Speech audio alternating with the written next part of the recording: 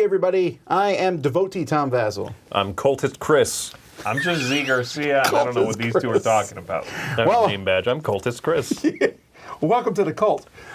This is a game about Cosmoctopus. He is this giant, terrifyingly cute being here who is, I don't know, we're devotees, and we're trying to bring him, we're trying to summon him. But we're doing so as an engine building style game, tentacle gathering board game. Here's how it plays. The goal of the game is to get 8 tentacles, and players are going to be doing that by moving around this piece on the board. So it's going to start, you're going to have these 9 tiles that are placed at randomly. 8 of them are used in every game, but there's one tile, special tile, that is switched from game to game. This octopus starts on this piece, and on a player's turn, they are going to move it one space and take the action on that space. Now, if you want to, you can move more than one space, but for each extra space that you move, you'll need to give up a resource, pay tribute to Cosmoctopus. There are 4 resources in the game. We got ink, we have coin, whispers, and stars. And so most of the spots will give you 3 of that resource, then the other ones will give you 1, and draw a card. There'll be a deck of cards, a devotee deck here, near the top of the board, with 3 cards that are face up, and you'll be able to take one of those cards and add it to your hand. So players are going to be collecting resources and cards. This one here lets you discard the card row and then take a card from the row. Players can also play a card on their turn. There are 4 types of cards that players can play. Whenever you play a card, you have to pay the resources that it shows on the card. So this card, for example, costs 5 ink and then 1 other resource. It could be ink, could be anything else. This card is a scripture card, and scripture cards are going to, when you have these played in front of you, they make the cost of future cards cheaper. So if I have all 4 of these in play, and I wanted to play, for example, this card here, this costs 5 stars and 2 regular, so I would have a discount of 1 of the stars and then 1 of the other, whatever. So playing these cards gives you discounts. You also have relic cards. So relic cards will also stay in front of you and give you some sort of special ability or bonus in the future. Like this one here says, anytime I get whispers, I get an extra whisper. This one says, whenever I get a tentacle, I get 3 ink. And this one fills whisper slots on my open whisper cards. And you're like, what are whisper cards? Well, I'm glad you asked. That's these, or constellation cards. Constellation cards are the main way to get tentacles in this game. When you play a constellation card in front of you, in the future, you'll put, whenever you get a resource, you may put that resource starting in the top left. So if I got an ink, I could put it there. And then later on, if I got a whisper, I could put it there. Later on a coin, later on a star. Now this is finished. When it's finished, I get a tentacle, and I also get some other bonus. Like this one gives 5 stars and 5 whispers. This one lets me move the Cosmoctopus to a space and get that benefit. This one gives me all the cards in a display. And then hallucination cards. These are cards that when you play them, you get to use them immediately. So this one here, for example, gives 8 whispers. This one lets me draw a card from the draw pile, 1 from the discard pile, and 1 resource of each. This one just simply gives you a tentacle. Players are placing tentacles in front of themselves, and like I said, you're trying to get 8 of them. When you get your first tentacle, you're going to be able to choose from one of 4 cards. Now, you can only play 1 card per turn, but hey, these cards are free. And so there's different kinds of cards that you can take. And of course, if the first person gets a choice of all 4, after that, you're going to have fewer choices. Also, players can try to get these forbidden knowledges. At the end of a player's turn, they have to discard down to 8 of each of the resources and 8 cards. So you can have 8 whispers, 8 coins, so on and so forth.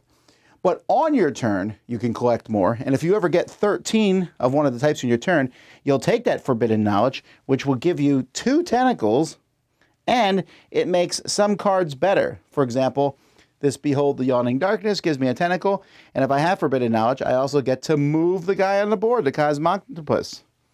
So that's it.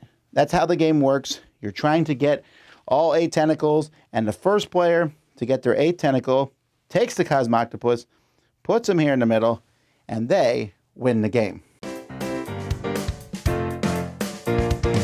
All right, let's start off by talking about the look and the components of the game. Yes. What a sharp-looking game. I love the look of this one. Yeah, the cards, the iconography is very nice. Plus, they often will have a description below the iconography. The fonts are so fun. They're great fonts. Like that silly, spooky kind of thing, like cultists. But it's that Pulp Fiction retro. almost. Yeah, it's pulpy, right? It's that retro sci-fi kind of vibe. The tentacles are cute. His big head moving around is cute. I think it's a wonderful look. To me, I told you this immediately when I saw it. I'm like, man, this looks like a Keymaster game. Because it has that same graphic design look kind of game. It looks like Caper. It looks like those games. It looks like what's that monster card game of theirs? The simultaneous selection monster game. It looks like that game. Yeah. I forget what it's called now. Yeah, I love the look. I think it's great. The octopus looks great, and it's very satisfying to finish off your tentacles at the end. I like that. The components are cool, even though you'll call them red, not whispers, the whole time. Nope. And I do like that Whispers. there's little cards for each player, then one big card that explains some of the more tricky icons if they show up. I think they cut it as close as possible on number of components. Like for a 4-player game, the resources, they have those extra 5+ resource tokens. Oh, put something on which your I hate design. using in any game. Yeah, I don't We like cut it close at 4 players, but there's a good amount. Yeah, the card quality is good. I mean, it's a sharp, and it doesn't take up a lot of table space. I think the reason they cut it close to 4 players is because they knew this game's not that good at 4 players. Ooh, that is, yeah. Octopus. There's a lot of games that have a sliding scale with number of players. Often I don't want to play games with the max players. That's usually 5. Right. And sometimes I'm like, 4 is a little longer than I prefer it to be. Here, 4 feels almost twice as long as the 2-player game, I feel.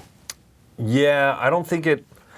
I think that's one of the little weaknesses here of the scalability is that there's those 2 tentacle, the forbidden knowledge tokens. There's not more or less of them, based on player count. Mm-hmm. You still play to 8 tentacles, to 8 points, if you would. Mm-hmm. I'm surprised that in a 4-player game you don't start with 1 or 2 tentacles already there. So you get the satisfaction of getting up to 8, grabbing Cosmoctopus and putting him between 8 tentacles. I'm a little surprised. Yeah, that would have tightened it up a little bit. You're right. And there's nothing the other players are adding to a session. There's no reason I could see myself playing this with 4 over 2. I don't know what I'd be giving up playing at 2. Well, pleasant company and I disagree. delightful conversation. No, I'm okay, out. you need to be quiet and play the game. Take your turns quickly. Conversation is for after you're in the cult. I do like it at 2 and 3, though. I felt like it plays pretty smoothly around there. But it's just that oddity of a couple turns are longer than others. That's one of the weirdest parts to me is that the game is really quick. You've been trying to popularize the term quick, snappy turns. That's right. And I'm like, this is a quick, snappy turn game. Move here, get 3 resources. Cool. Move here and get 3 resources. Now I can play this card. Cool. And then all of a sudden, you have a turn where you complete a constellation card, which is going to give you this bonus, which lets you get this. And okay, well, that was completing a card. I haven't played a card yet. I'm going to spend my 8 red whispers. Sorry, Zee. And I'm going to now play this card, but because it has this effect on it, this symbol, it lets me move Cosmoctopus, or it lets me discard the lineup of cards and move Cosmoctopus 3 times and collect resources for every time that I move him. Those turns almost get away from me. Yeah. You need to keep track of wait, I completed this and I started moving him, but I should have also drawn a card. Hold on. You know what I mean? Yeah, I agree. They get convoluted, which is weird. It does not seem to be, again, it's so rare that it feels outside of the spirit of the game, the quick, snappy turns. Plus, if you're playing with 4, it's much more likely it'll happen to more people, to other players, right? And then you're sitting there for longer going, cool, you're almost done yet? Great, move, get 3 whispers, go. Because I can't play any of these, or whatever, yeah. And it's not an engine building game in the sense of that will happen more as the game ramps up. It just kind of happens sporadically throughout. I agree. Yes, it's that kind of deck building, yeah. Or I'm sorry, engine building. though it has the Splendor thing. You stole my... Yes, it's a Splendorific game. It's very similar I to didn't say Splendor. Splendorific, though, because I'm not a moron. All right. Splendorific, though, We'll be right back. Not the commercial break! No, but I do... those are my favorite cards, the scripture cards where you play them and they give you discounts on other cards. Even though they're not probably... It might be the weakest set in the game, but... Feels good. It feels good. It's like, I don't have to pay for this card. But the problem is, even though you get those discounts, there's actually 5 currencies in the game for discount purposes. Because you need those gray ones to reduce that. Even if you're like, this card only cost me 2 yellows and 2 of something else, okay, I'm still paying for it. But if you can get a lot of discounts, but if you spend all that time getting discounts, the game incentivizes you to get the tentacles quickly because they're like the first person to get a tentacle gets one of these 4 free cards next to the board. Yeah. And I'm like, I really would like a choice of those because if I go last, you'll probably take the one I want. I like that. And I feel like each card has different things. I don't know if the cards are all balanced. I feel like the yellow cards that give you +2 or 3 when you go to a spot, those are pretty awesome. I'm always going to try to build one of those. Doesn't matter what color strategy I'm going for. Just getting 6 resources in one turn. Or getting huge. 3 or 4 and a card. Yeah. That's great. It makes the one resource spot way better for you. Way better, yeah. So, I like that there's 4 different types of cards, and they all act pretty differently, and yet they don't feel overly complicated. Like, oh, hang on, let's look this up. There's a couple icons on the side of the cards. That being said, I do feel that there's a few icons in the cards that hide. That one in the top corner, there's one underneath the cost of some cards that say, when you play this card, you also get to discard cards from the display and move Cosmoctopus. It's a submerged card or whatever that icon is. Okay, right. Yeah. And that's easy to miss that's there, I found. It's a smaller icon. The cards are very poppy. They look great. You're reading the title, you're chuckling, you're looking at the illustration. There's a couple of icon spots that are a little less than obvious. But once you get that stuff down, the game's pretty smooth. I mean, it's easy to forget minor rules. I always forget you can discard a card for a resource. Sometimes Chris will do his whole turn. I'm like, it's my turn. Chris is like, I haven't even played a card yet. And I was like, oh. Yeah. It seemed like you did. So there's minor things. Or you forget to play a card. Because you do such a cool turn, you forget I can also play a card. Yeah. I like the way the game flows. I do wish, and this is something that I like Henry Audubon's previous games. He did Parks and he did Space Parks, which was kind of a precursor to that. Very similar to this. Very similar to this. Except you're moving little rockets, and there's 3 of them, not a single Cosmoctopus there. But it's the same idea. Collect stuff, spend it when you have enough correctly colored gems to play a thing. Parks is like that too, really. It is sort of similar. And in this one, I think I was hoping for like something that felt like a true evolution of that. And I think while I might get that feeling from the cards, I definitely don't get that feeling from the board, from the locations, whatever. They're kind of bland, is the best way I can put it, I think. It's like 3 gray, 3 black, 3 red, 3 yellow, 3 whatever. Or 1 and draw a card. And 1 and draw a card. And it's like it's the same stuff, you know what I mean? I almost wish that the 3-3-3, fine. But the draw, like take 1 token and draw a card, I almost wish it was like take 1 of any color and draw a card and open up some space for more fun effects. You know what I mean? There's 1 that you cycle in the game that's like random. Ooh. But they're pretty boring. It's like draw a card and get the token that matches that card. Yeah, but I think they're supposed to be bland because the cards add the interesting thing to the game. I guess. I do wish that there was a little more pizzazz on the table, I guess, in that action selection part. And that's maybe, again, just me coming into this thinking this is going to be, again, sort of an awakening of these few ideas that the designer has been working with for a while, putting into games in slightly different implementations. And this is finally the one that's going to blow the doors open. And I think while it definitely pushes them a little bit, they haven't come off the hinges yet. Right, because the card play, like those cards that augment the actions of spaces, are huge. And if you don't get those for a little bit, you feel behind the curve for sure. And I wish that I could say so far I've found that those this black scripture cards felt as good as those yellow get more resources, automatically fill in parts of your constellation once they're open. Those just feel so much better. And I'm not, of course, speaking to balance and all that stuff. This game has been play tested far more than I've played it. Of course. But in terms of what I feel like I'm getting value out of in terms of playing cards, it feels a little bit uneven. The discounts feel good to me, but you're right. I don't know how good they are. It does feel good to have a bunch of cards in front of you. It looks like you're playing better until you look over like, oh, you have 4 tentacles. Maybe I should do that. Right. Right. But it feels good. It has that Splendor thing, like you said. In this game, I like this, and I like it better than Splendor, by the way, because I can choose to play Splendor in this game, or I can play a different game. You see what I'm saying? If I want to, and I have the right cards, I suppose, I can be like, yeah, I'm starting to stack some discounts, man. I'm going to, like, every red card is -2, and every yellow one's -3, and I got a discount on the wild stuff. I mean, you can play Splendor in this game. Or I can go and be doing something else, completing constellations, whatever. You know, I like that. Well, the forbidden knowledge I find interesting. That number 13 is a great number they had. I don't know if they did it because of 13. It just dawned on me that, yeah, probably. But it works because your limit of resource you have is 8 at the end of your turn. So you need to probably try to start with 7 or 8. And then get 5 or 6 more, which you can't do normally. It's tricky. You need to use a yellow card or play another card.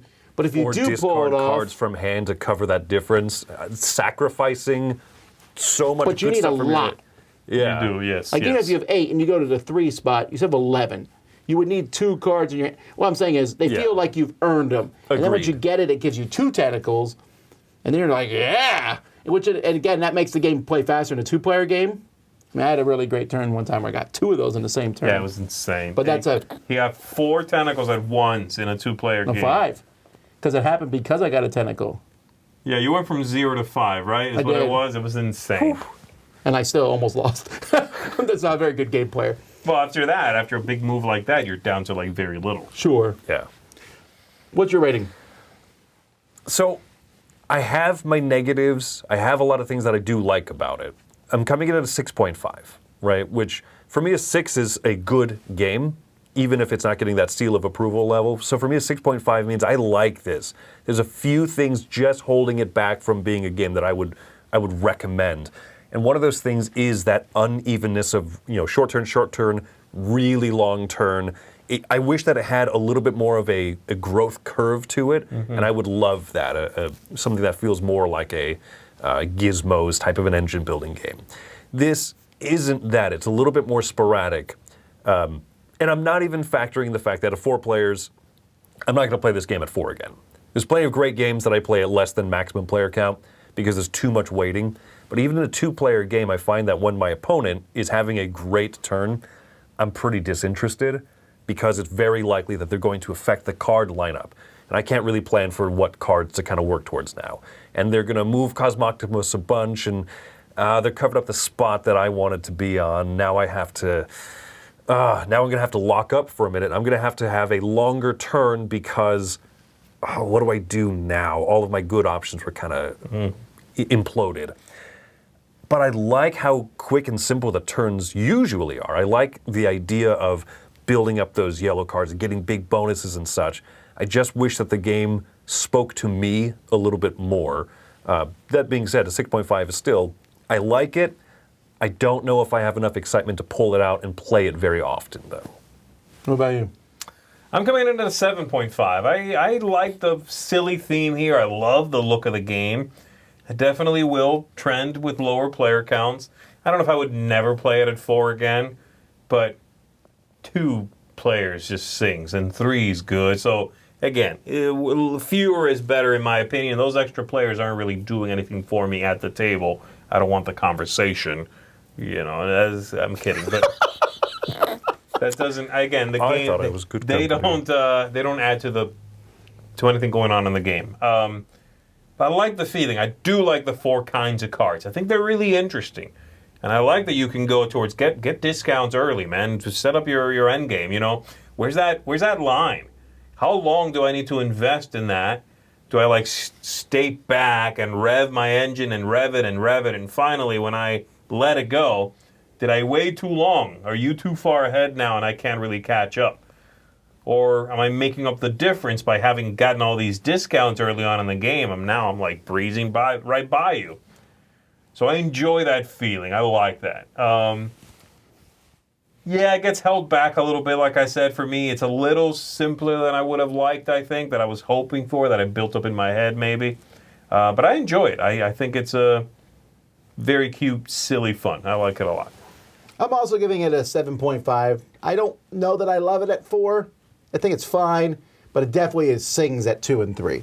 It's a nice back and forth. It's a step up from Splendor, which could be a good or bad thing, because with Splendor, turns are so fast and done, the game's quick. Like, there's no weird turns of Splendor. No, it's just right. fast and you play through. But this one offers a whole lot more. And I'm not a big fan of the Cthulhu theme, which this is like a ripoff of in a sense. But I am a fan of silly pulp theme. Yeah. And this one, and so this works for me. It's like, ooh, Cosmoctopus, but not really, with a big wink at you.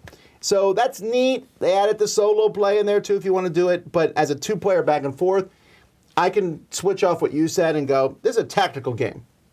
I'm okay with that. Yeah. I set up this for a 5 discount on yellow, and you know what? Haven't ever seen a really good yellow card for the rest of the game. So be it, and I move on. Because the 2 or 3-player games are quick enough that doesn't bother me. You know what I think it is? I'm just looking at the box over here. The time listed on this box as 60 to 90 minutes. I just don't think this game deserves 90 minutes. I agree. It's a 60-minute max game, it feels like. This is a game that I'll be perfectly happy to play at 60 minutes. At 90 minutes, there wasn't enough meat on those bones for 90 minutes of a session. Yeah. That's, I guess, ultimately what that 4-player count is all about. Well, there you go, folks. That's Cosmoctopus. I'm Tom Vassell. I'm Chris Yee. I'm Zee Garcia. Are you not a cultist anymore? I'm underground. I'm interested now. Sign me up. Got it.